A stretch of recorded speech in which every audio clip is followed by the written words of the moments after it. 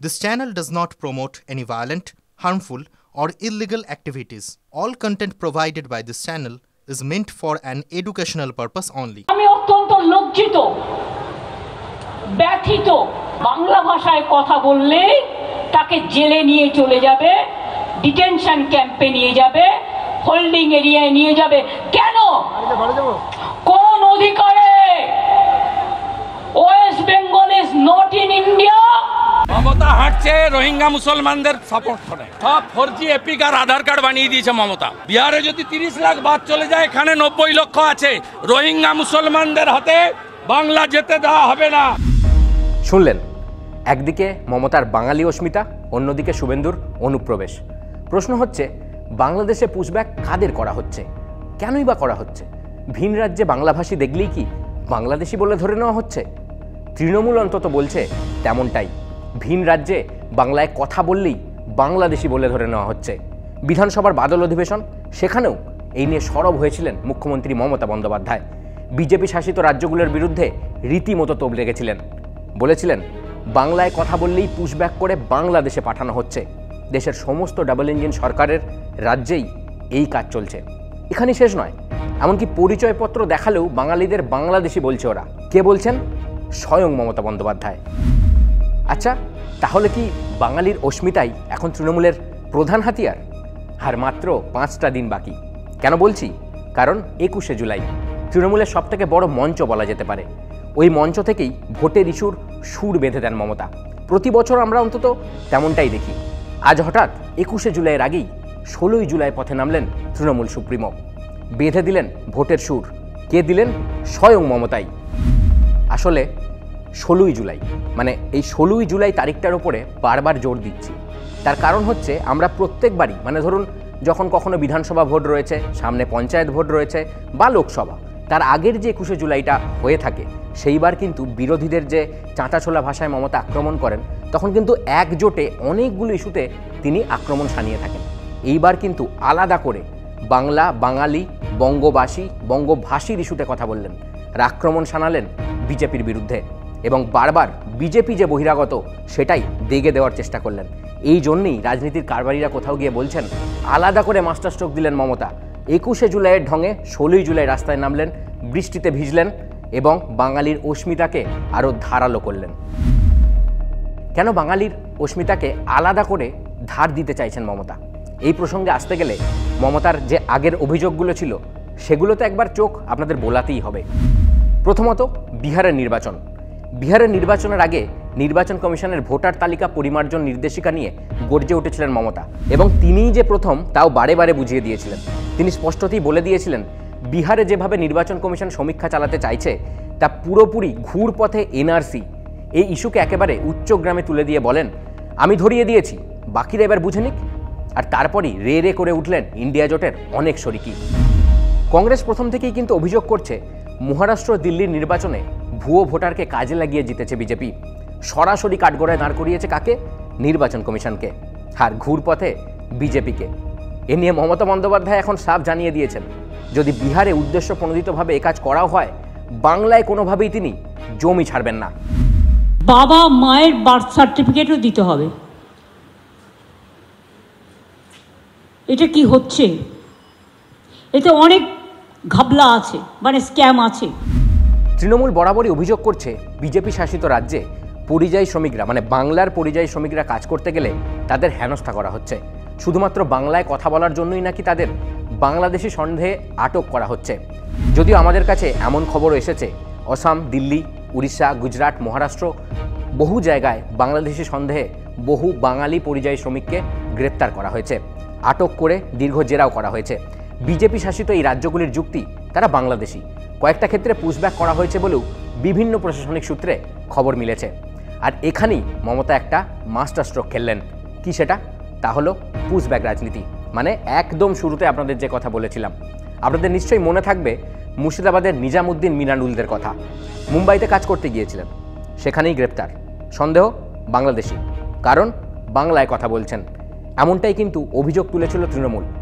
তারপর তাদের তুলে দেওয়া হয় বিএসএফের হাতে। সেখান থেকে বিজিবির হাত ধরে, মানে বাংলাদেশের যে বর্ডার গার্ড, তাদের হাত ধরে সোজা বাংলাদেশে। তারপর টানাপোড়েন কিন্তু তাদের নিয়ে কম হয়নি। দফায় দফায় ফ্ল্যাগ মিটিং হয়েছে, তারপর ধীরে ধীরে কিন্তু তাদের বাংলায় প্রত্যাবর্তন সম্ভব হয়েছে। এরকম বেশ কয়েকটা ঘটনা আছে, মানে আপনি যদি খবরের কাগজের পাতা উল্টান তাহলে বিগত কয়েকদিন এরকম বেশ কয়েকটা ঘটনা আপনার নজরে পড়বেই। আর এখানেই বাঙালি অস্মিতাকে সামনে রেখে বিজেপিকে নিশানা করছেন মমতা। বলছেন বিজেপি बांग्ला विरोधी, बंगभाषी विरोधी। ये तो डेंजरस है, अभी तो सुपर डेंजरस हो गया। अभी हमारा पास जो लिस्ट है 1000 के करीब लोगों को उन्होंने अरेस्ट किया, लॉकअप में ले गया, डिटेंशन कैंप में ले गया, और बांग्लादेश में कितना लोगों को पुशबैक किया है ये हम करेक्ट कर रहे हैं। ममता मूलत दो तीनटी विषयेर ओपर जोर दिচ্ছেন। বাংলায় কথা বললেই কি বাংলাদেশি?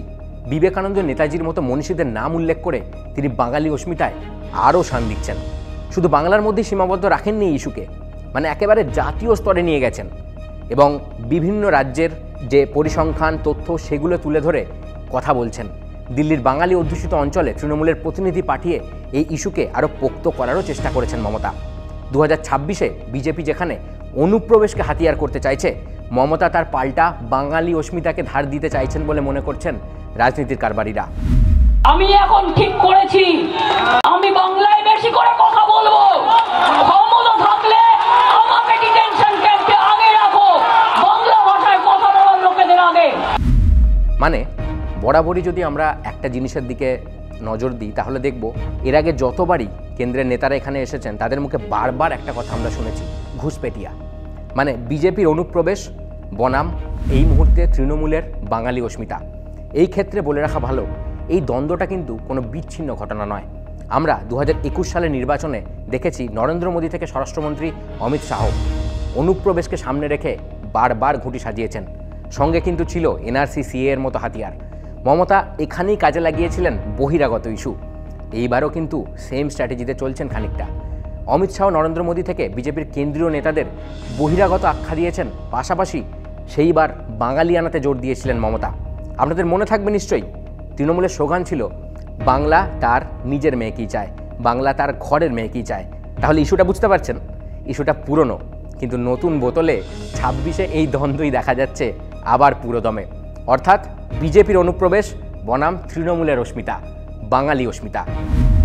অন্যদিকে পরিযায়ী ইস্যুর জল কিন্তু গড়িয়েছে কলকাতা হাইকোর্টেও।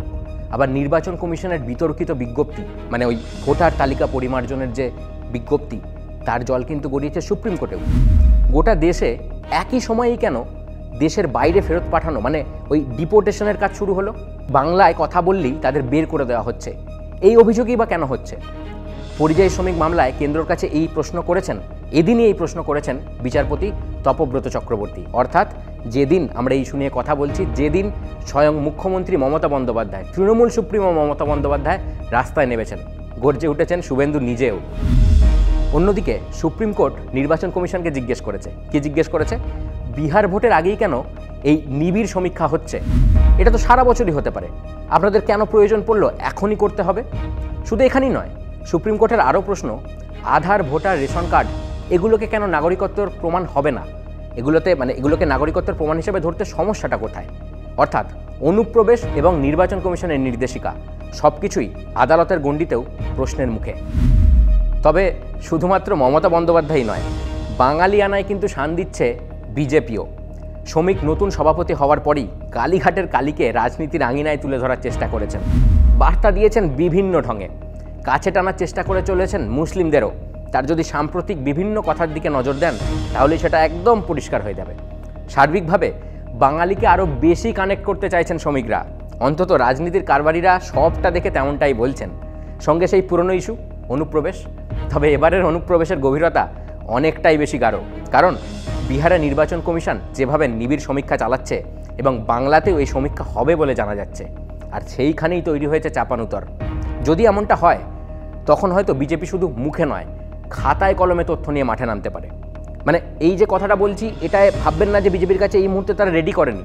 মানে অলরেডি শুভেন্দু অধিকারী কিন্তু সাংবাদিক বৈঠকে বেশ কিছু তথ্য তুলে ধরেছেন। পপুলেশন গ্রোথ, জাতীয় গড় আর পশ্চিমবঙ্গের গড় দেখুন। জাতীয় গড়ের থেকে পশ্চিমবঙ্গের গ্রোথ লাস্ট সেন্সাস 2011 10% বাড়ানো আর ভোটার তালিকা 16 থেকে 25 কি অবস্থা করেছেন দেখুন। ভোটার তালিকা মেখলিগঞ্জ 2014 থেকে 24.77% ইনক্রিজ। মাথাভাঙা 21.79, কোচবিহার উত্তর 19.59, কোচবিহার দক্ষিণ 19.47, শীতলকুচি 24.62, দিনহাটা 25.93, একইভাবে নাটাবাড়ি, তুফারগঞ্জ, কুমারগ্রামে 21.10, কালচিনিতে 23.32।